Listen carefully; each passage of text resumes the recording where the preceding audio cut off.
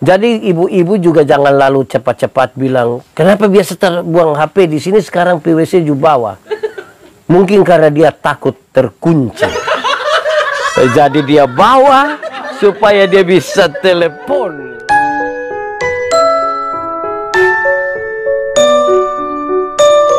Fakta atau mitos tentang cemburu? 1. Cemburu adalah tanda cinta. Fakta atau mitos? Fakta. Cemburu adalah tanda cinta. Fakta atau mitos? Fakta. Wadi? Fakta. Betul, tahu. Kedua, cemburu itu merampas sukacita hidup. Fakta atau mitos? Adi? Cemburu itu merampas sukacita hidup. Fakta atau mitos? Pak J? Fakta. Luar biasa. Alami. Ya, 3. Cemburu itu membuat hubungan semakin harmonis. Fakta atau mitos? Cemburu membuat apa? Hubungan semakin harmonis. Fakta atau mitos? Mitos. Ada yang bilang hoax. Oke. Fakta atau mitos kalau cemburu itu merusak hubungan? Fakta atau mitos? Fakta. Fakta. Adi, alami kok? Fakta. Cemburu merusak hubungan. Kasih tidak menjadi lebih kuat karena cemburu. Fakta atau mitos? Kasih tidak menjadi lebih kuat karena cemburu. Fakta atau mitos? Fakta. Yang terakhir, kasih diperkuat oleh sikap lebih percaya. Fakta atau mitos? Fakta. Oke, baik. Itu jawaban-jawaban kita di sekitar fakta atau mitos tentang cemburu. Saya mencatat dengan baik kepada kita hari ini macam-macam cemburu. Coba kita lihat kita kira-kira di cemburu bagian mana, atau kita pu istri cemburu bagian mana, dia pun kakak di bagian mana, suami ada di bagian mana tentang cemburu. Memang paling enak kalau ikuti ini, duduk sama-sama dengan istri atau suami, anak-anak atau pacar, atau yang kita tidak tahu kita pacaran atau tidak. Yang pasti kalau dia dekat ke kita senang, dia jauh kita rindu, dia datang kita malu. Itu kita tidak tahu dia. Nah, baik. Saudara-saudara, macam-macam cemburu. Ada cemburu terhadap milik orang lain. Saudara pernah tahu kok kita cemburu karena milik orang lain. Kita lihat dia ada punya babi satu tuh, kita rasa kenapa dia nggak boleh ada, saya tidak ada. Pernah alami begitu kok? Pernah. Oh, itu. Kita bisa cemburu terhadap milik orang lain. Ada juga cemburu karena orang lain memiliki apa yang belum kita miliki. Bisa saja buat kita cemburu. So, cemburu karena milik orang lain. Terus kita cemburu lagi karena orang lain memiliki apa yang tidak kita miliki. Ada juga cemburu untuk menjaga dan mempertahankan supaya jangan hilang. Cemburu untuk menjaga dan mempertahankan karena supaya jangan hilang. Pernah alami begitu kok? Bertengkar bilang, saya cemburu ini baik supaya lu jangan pergi mana-mana. Pernah begitu kok? Kamu ini lepas sedikit liar. Jangan begitu. Bahaya itu. Yang berikut ini saya kira menarik. Ada juga cemburu karena soal asmara. Betul kok? Cemburu karena soal asmara ada kok? Yang karena mana kira-kira? Yang karena mana kira-kira Hormat. Yang cemburu karena soal asmara. Itu kira-kira karena mana? Saya jadi takut bicara ini. Ya, baik. Tapi ada saya biasa dengar itu dia pun nama cemburu buta. Cemburu buta itu yang seperti apa? Itu cemburu. Oke, baik. Saudara-saudara, pembacaan malam hari ini menegaskan sesuatu yang menarik tentang cemburu. Saya sekedar untuk mengingatkan kembali, saya baca ulang saja supaya mengingatkan kita semua. Apabila istri seorang berbuat serong dan tidak setia terhadap suaminya, dan laki-laki itu tidur dan bersetubuh dengan perempuan itu dan tidak diketahui suaminya karena tinggal rahasia bahwa perempuan itu mencemarkan dirinya dan tidak ada saksi atas dia, dan dia tidak kedapatan, dan apabila kemudian roh cemburu itu menguasai suaminya itu sehingga ia menjadi cemburu terhadap istrinya, dan perempuan itu memang telah mencemarkan dirinya, atau apabila roh cemburu menguasai suami itu sehingga ia menjadi cemburu terhadap istrinya, walaupun itu tidak mencemarkan dirinya, maka haruslah orang itu membawa istrinya kepada imam. Pembacaan ini panjang lebar kalau kita baca, itu mulai dari Bilangan pasal 5 ayat 11, nanti terus sampai ayat yang ke-31, bicara tentang cemburu. Apapun yang dialami oleh seseorang, kalau dia cemburu terhadap istrinya, kalau dia cemburu terhadap suaminya, dia cemburu harus dia bawa kepada imam.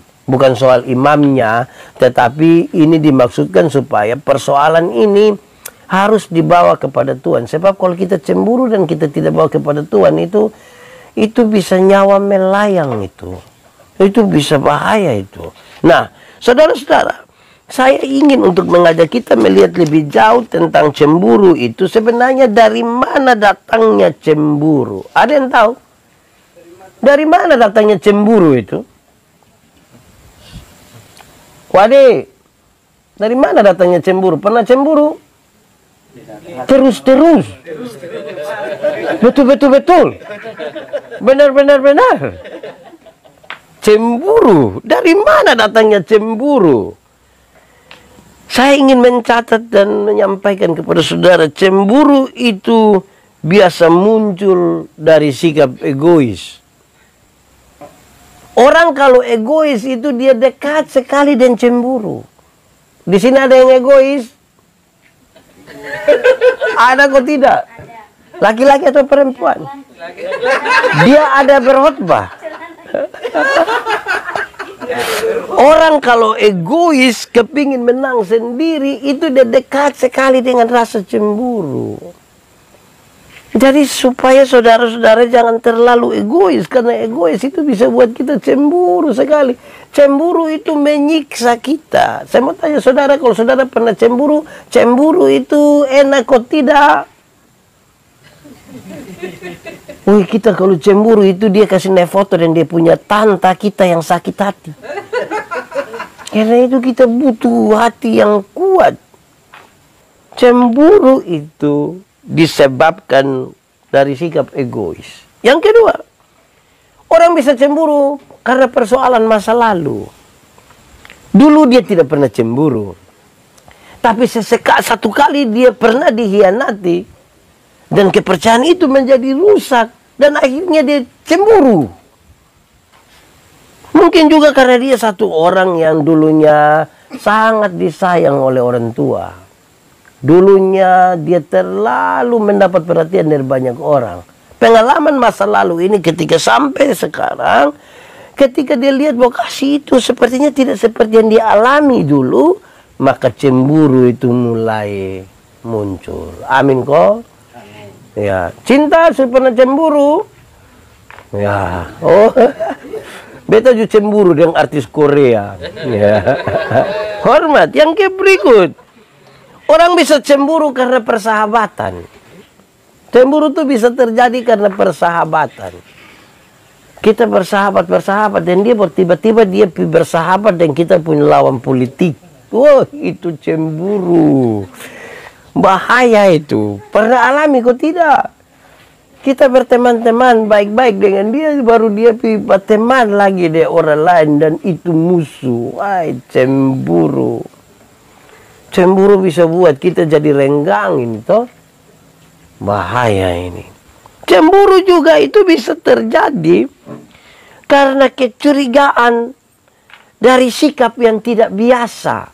Curiga dari sikap yang tidak biasa. Biasa dia taruh dia punya handphone di situ saja. Tapi sekarang dia PWC juga bawa handphone. Pernah alami begitu. Tapi saya mau kasih tahu saudara, ini pengalaman pribadi. Saya punya pengalaman pribadi tentang bawa handphone ke WC. Saya satu saat dalam sebuah pelayanan, saya sebut nama tempat, saya tidak apa-apa. Kami ada dalam sebuah pelayanan, saya pas habis setelah pelayanan, saya pergi buang air kecil di satu tempat, di kamar kecil. Lalu tiba-tiba, saya rasa bahwa saya terkunci di dalam kamar. Saya tahu itu orang itu. Yang kunci saya itu dia ada duduk di sini hari ini. Lalu saya berteriak, tidak ada yang dengar saya. Saya pas karena bawa handphone, saya telepon saya punya istri. Saya punya istri pertama tertawa. Tapi kemudian kasihan saya, pergi buka pintu, saya keluar. Dan itu orang yang kunci saya, dia merasa dia tidak ada salah sama sekali itu. Apa yang ingin saya katakan? Jadi ibu-ibu juga jangan lalu cepat-cepat bilang, kenapa biasa terbuang HP di sini sekarang PWC juga bawa. Mungkin karena dia takut terkunci. Jadi dia bawa supaya dia bisa telepon lagi. Jadi orang cemburu itu bisa terjadi karena kecurigaan dari sebuah sikap yang tidak biasa. Dari sebuah sikap yang tidak biasa. Atau begini, saudara-saudara, kita juga bisa cemburu karena persaingan. Kita bisa cemburu karena sebuah persaingan. Saudara merasa ada kompetitor lain kok untuk sesuatu. Ada kok. Hati-hati kan bisa buat saudara cemburu. Kita kalau cemburu itu kita bisa, aduh, bukan saja hubungan jadi renggang. Kita bisa cubit sana, cubit ke rusak ibu dong pembunga. Sebentar dong marah tambah kita lagi. Karena itu hati-hati dengan cemburu. Cemburu itu bisa terjadi karena sebuah hayalan yang berlebihan. Orang kalau sudah menghayal terlalu berlebih-lebihan, itu dia bisa saja cemburu. Hayalan itu kan dia membayangkan satu saat dia bisa begini atau begitu dan seterusnya. Dan ketika orang lain yang menikmati seperti apa yang dia bayangkan, bisa saja cemburu itu datang. Cemburu itu juga bisa karena sebuah prasangka buruk. Kalau kita berprasangka buruk itu kita dekat sekali dengan cemburu. Saudara-saudara, setelah kita memahami itu dari mana datangnya cemburu, kita sudah pikirkan 1, 2, 3, 4. Kadang-kadang orang bisa cemburu karena pelayanan. Kita sama-sama begini, Rian bawa kasih saya air, yang lain bisa cemburu. Kenapa hanya kasih saya? Tidak kasih Pak J. Ya bisa saja dia cemburu. Jadi bisa saja karena pelayanan orang cemburu. Saudara-saudara, mari kita lihat berkembangnya cemburu. Jadi cemburu itu juga bisa berkembang. Sebagaimana badan itu bisa berkembang, cemburu juga bisa berkembang. Bagaimana perkembangan cemburu itu? Saudara-saudara, saya ingin menyampaikan kepada kita bahwa cemburu itu bukan bawaan lahir. Cemburu itu tidak dibawa. Jadi jangan sedikit-sedikit bilang, kau lihat dia pemama tukang cemburu, makanya anak jusat. Jangan mulai begitu. Karena cemburu bukan bawaan. Tapi cemburu itu adalah hasil dari belajar. Cemburu bukan bawaan. Cemburu itu hasil dari sesuatu yang dipelajari. Kok Pak belajar cemburu? Bukan. Karena tadi, hal-hal tadi yang tadi disebutkan dari atas, mulai dari egois, masa lalu kita, persahabatan, kecurigaan untuk sesuatu yang tidak biasa, kalau itu terus-menerus, ada lama-lama kita jadi cemburu. Ada banyak kesaksian kok, Pak, saya dulunya tidak pernah cemburu, Pak. Tapi saya lihat masa kok dia pun teman perempuan itu sedikit-sedikit taruh kepala di dia pun bahu. Taruh kepala di saya pun suami pun bahu. Ya saya bagaimana tidak cemburu. Jadi sesuatu yang diproses sesungguhnya. Cemburu itu terjadi karena orang tidak bisa kuasai diri. Cemburu itu terjadi karena tidak bisa kuasai diri. Coba saudara bayangkan. Memang ketika kita melihat sesuatu, apalagi untuk orang-orang yang kita cinta, yang kita sayang, terus sepertinya itu dirampas oleh orang lain, rasa cemburu. Jangankan itu, saudara-saudara, kadang-kadang kita suami istri saja cemburu. Kalau istri itu dia bicara dengan dia punya teman, itu bicara baik sekali.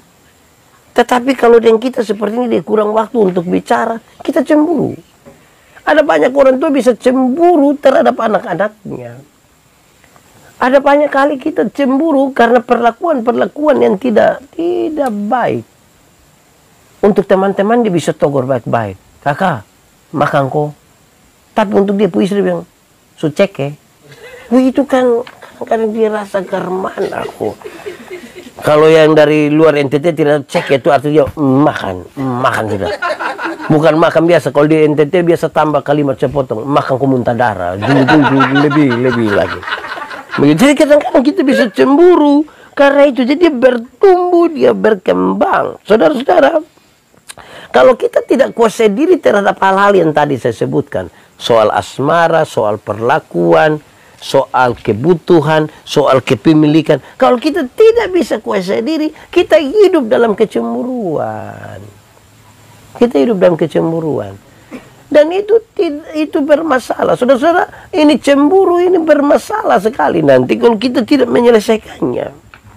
Saudara-saudara, semakin kita memuaskan perhatian pada diri dan keinginan kita sendiri, maka semakin gampang untuk kita cemburu. Saudara pernah dengar lagu cemburu kok? Siapa yang menyanyi? Tapi saya ingin sampaikan bahwa kalau semakin kita memuaskan perhatian kita memusatkan perhatian kita kepada pemuasan diri terus-menerus, kita dekat sekali dengan cemburu.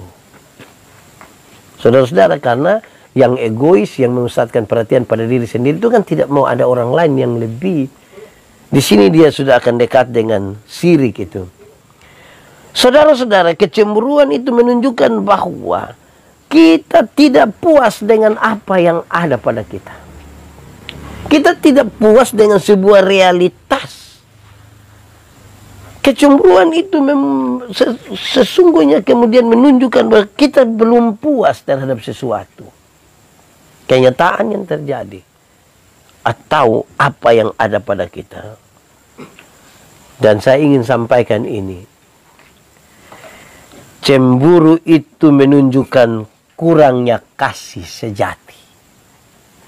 Kasih itu tidak cemburu. Jadi ketika kita terlampau cemburu, kasih sejati itu sesungguhnya hilang dari kita. Cemburu itu merusak. Cemburu itu bisa menghancurkan. Jangan main-main dengan cemburu. Di sini ada yang menulis, Papen, kalau kita tidak ada suami atau tidak ada istri dan pacar, kita cemburu dengan siapa? Cemburu dengan tetangga.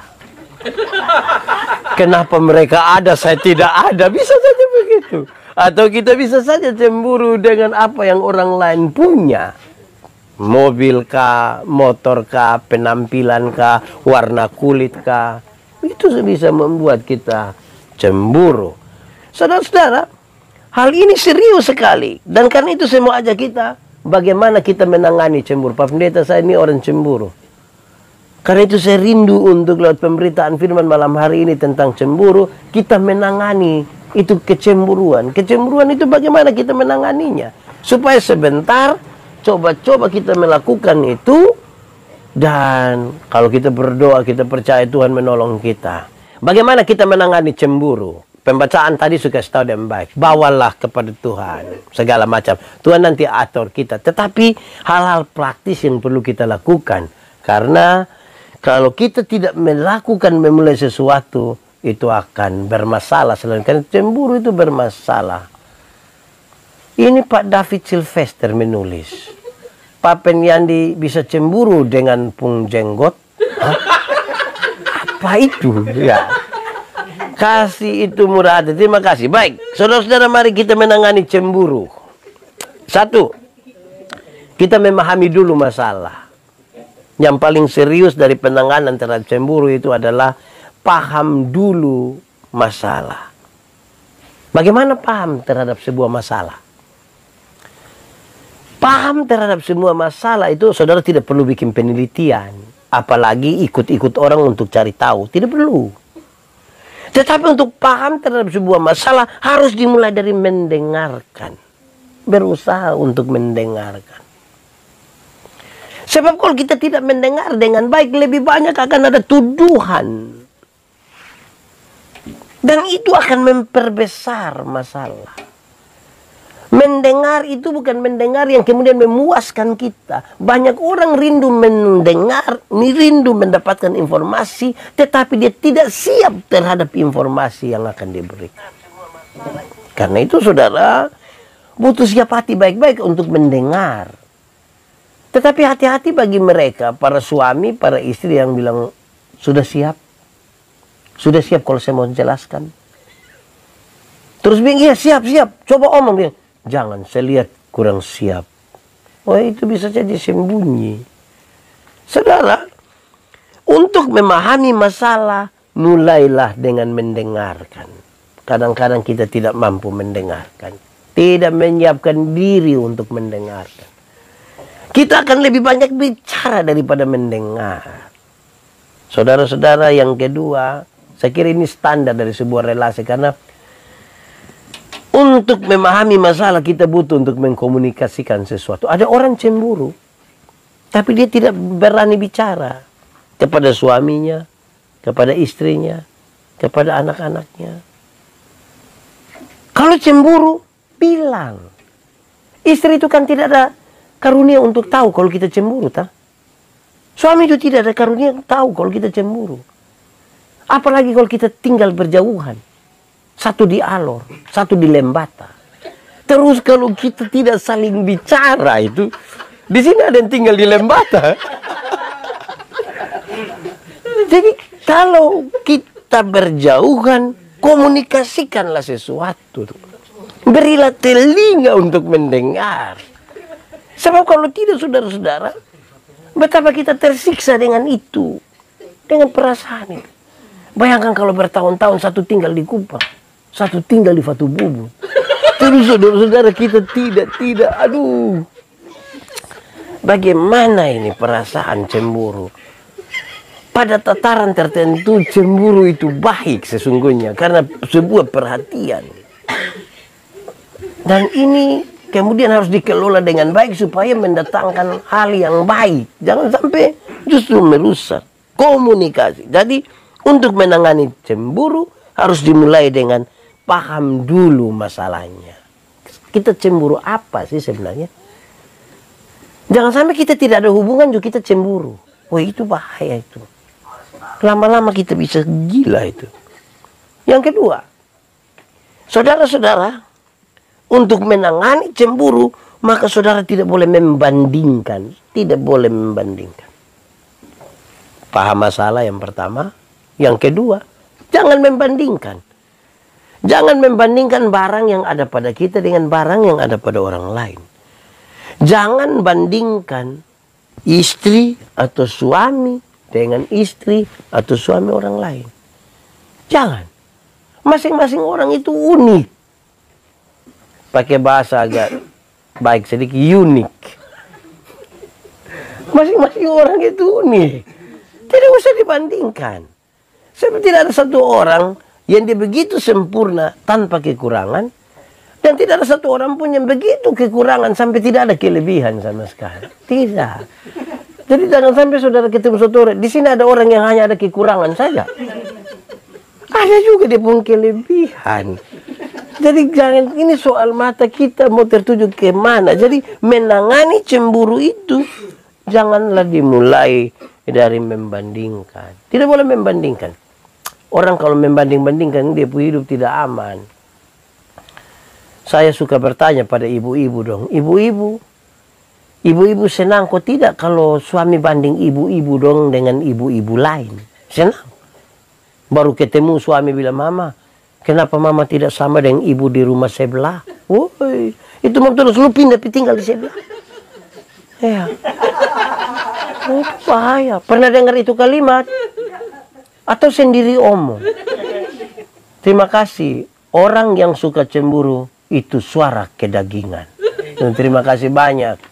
Nah sekarang bagaimana kita tetap akan mempertahankan hidup yang berkenan tanpa cemburu? Karena tadi kasih itu akan hilang kalau kita cemburu, saudara-saudara. Sudah dua sekarang menangani cemburu. Yang pertama, memahami masalah dengan mendengarkan dan mengkomunikasikan. Yang kedua, tidak membandingkan barang-barang ada pada kita dengan barang orang lain, atau hubungan kita, relasi kita dengan orang lain. Itu kalau kita banding masalah. Yang ketiga, untuk menangani cemburu itu butuh membangun kepercayaan. Butuh membangun kepercayaan.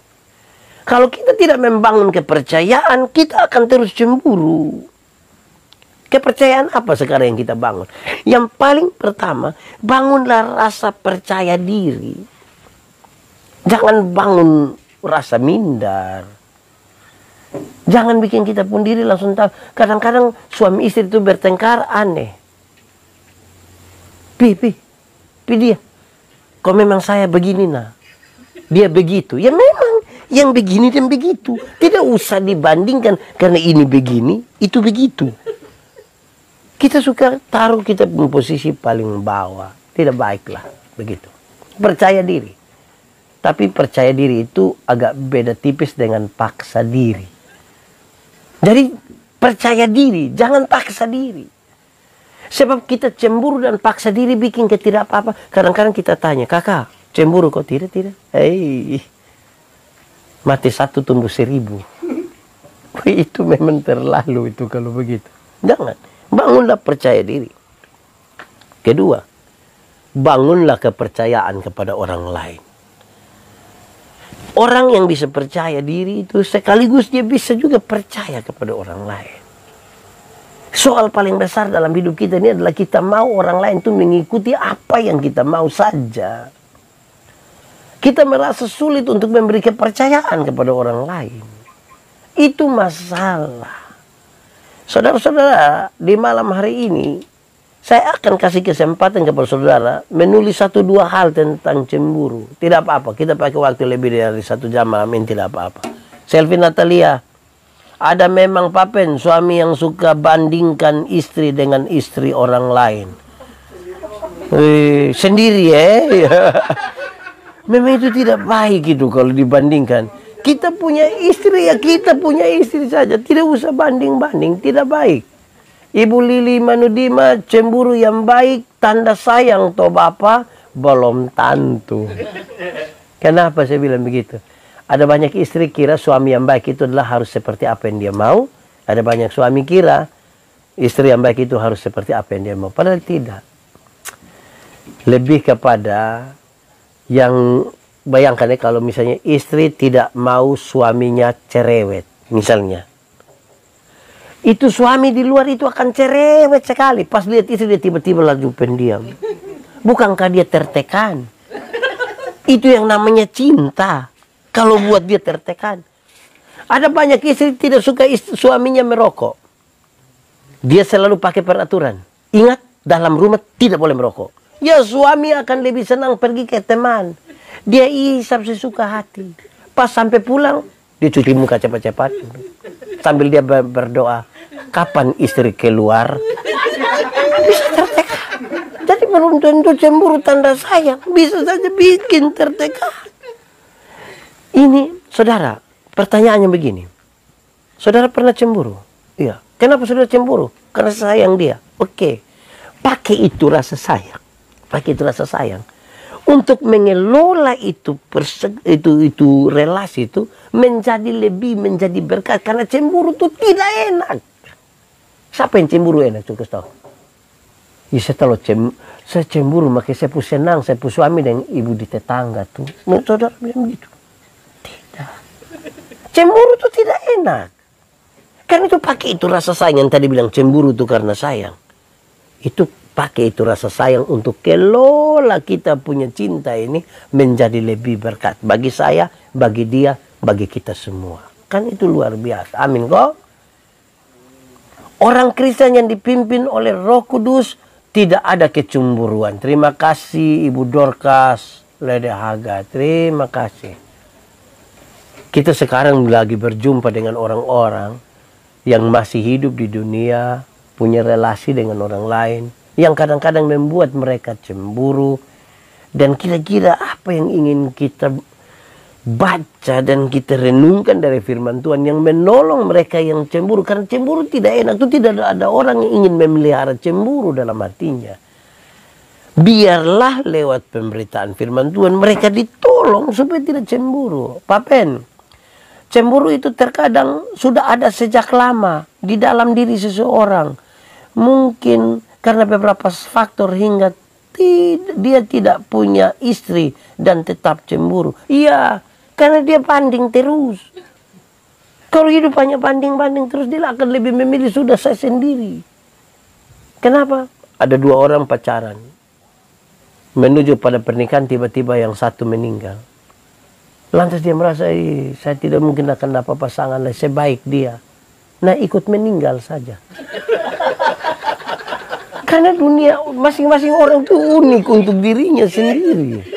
Mari kita bangun hidup ini lebih optimis. Iya. Ibu Erna, terima kasih. Cemburu itu membuat hilang kasih. Amin. Cemburu itu buat kita. Karena ada orang cemburu itu dia kasih tidak deket, pingin membunuh. Dia mau kasih mati.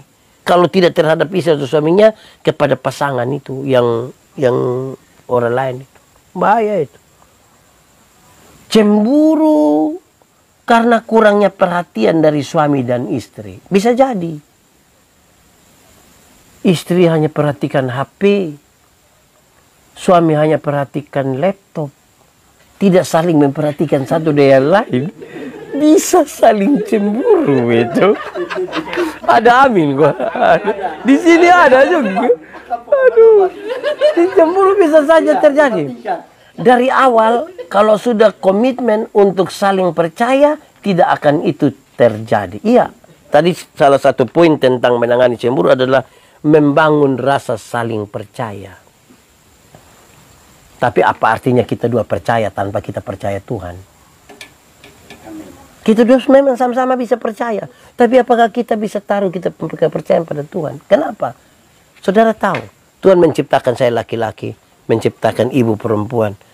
Terus kami dua ditaruh cinta kasih dalam diri kita. Terus kami dijumpakan dalam cinta kasih. Kami diteguhkan dalam cinta kasih sebagai suami istri. Ini berarti Tuhan kerja sejak awal. Waktu ada masalah cemburu, bawa kepada Tuhan. Jangan bawa ke polsek. Jangan. Bawa kepada Tuhan. Karena Tuhan yang mempersekutukan suami istri.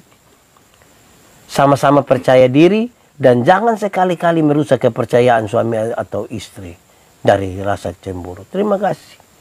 Itu semua sebuah pergumulan. Kenapa? Karena kita sementara mengelola rasa. Kalau tidak bermasalah, saudara-saudara. Kadang-kadang memang kita rawat dan kita pelihara rasa cemburu. Padahal kita tahu bahwa cemburu itu tidak enak. Cemburu itu tidak baik. Cemburu itu kemudian bisa membunuh karakter. Terima kasih Ibu Erna Mano. Kita bahas bersama-sama bagian ini. Kan saya diminta sangat mendadak. Saya memberi catatan-catatan yang ringan saja tentang hal-hal ini. Tapi kita ingat sekali lagi, saya ingin sampaikan dari awal. Dari mana datangnya cemburu? Cemburu itu karena kita terlalu egois. Kalau kita terlalu egois, kita bisa jadi orang yang sangat-sangat bisa cemburu. Coba sudah renungkan dulu. Suami atau istri, jangan sampai terlalu egois. Ya, cemburu itu terjadi karena ada rasa. Terima kasih Om Lius, Duh Paji. Memang kalau tidak ada rasa mau cemburu apa? Itu mati rasa namanya. Terima kasih. Nah, saudara-saudara, ada istri, ada suami yang malu untuk menunjukkan dia pun rasa cemburu. Karena apa? Karena dia tidak mau mengkomunikasikan. Karena dia tidak mau berbicara, dia tidak mau mendengarkan, dia simpan. Kalau barang yang tidak baik ini kita simpan terus-menerus, merusak kita. Kita bisa disesatkan oleh cara berpikir kita sendiri, oleh perasaan kita yang salah. Saudara-saudara, memang luar biasa. Kenapa? Karena kita semua ini kan hidup ada perasaan.